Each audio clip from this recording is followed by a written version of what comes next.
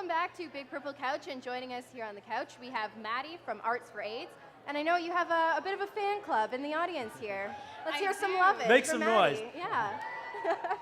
So you're here for Arts for AIDS. Why don't you tell us a little bit about what that is? Okay, so Art for AIDS International is an international organization, but it's London-based. It's not for profit, meaning the money we raise to support people affected by HIV and AIDS, it goes straight to them. Not really any of it comes to us, besides covering minor costs such as the materials to create the art. So we're actually in our 10th year right now. We have an anniversary. That's huge, wow. Yeah, Huge. it's grown a lot over the 10 years, and we're coming up to the 10th anniversary this Sunday. No, not this Sunday, next Sunday, the 27th. Right. It's called the Power of 10. Okay. Just to represent the 10 years that we've had so far. Yeah, and to get a bit more into what the actual organization does is we run workshops with mostly high school students. We've done a lot of schools in London. We've done some universities as well, and we've actually done over 300 in 7 different countries. We just finished our last country. It was Zimbabwe, the end of the summer, which was really cool. We got a chance to work with sex workers and truck drivers, and that was the first time we've branched out of focusing mostly on high school students. So that was cool. So at the workshops, the students get a chance to create a piece of work after learning about HIV and AIDS. Some of them have been affected personally, some haven't.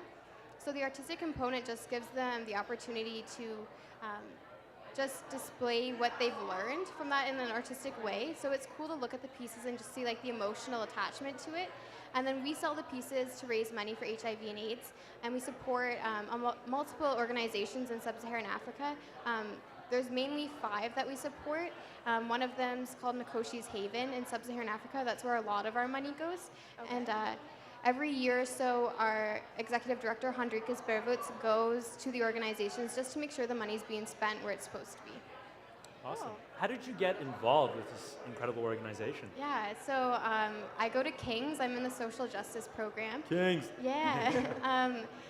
In my first year, Hendrikus ran a workshop through King's, and I went on a whim just to see what it was like and found out that they were looking for volunteers.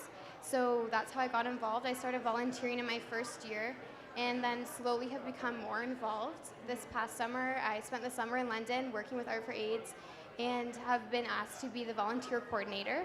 So that's what I do right now with them. And then there's also the possibility of interning sometime in the future, which is really exciting.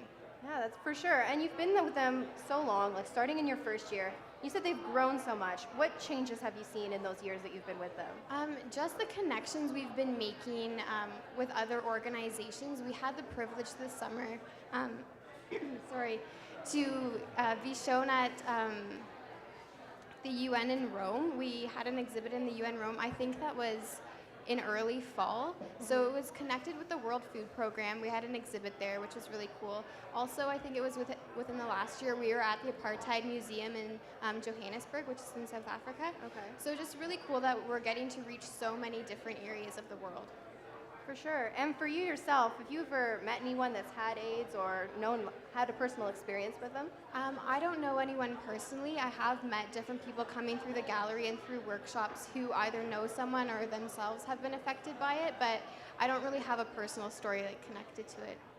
So you're saying you have a commemorative event coming up in 2 Sundays to celebrate the Big 10, Power of 10. Yes. Can you tell us what's going on, what you have lined up? Yeah, so the Power of 10 was an idea brainstormed by our executive director, just talking about how 10 people can make a difference. So we started out just with looking back at some of our previous work, our earliest workshops.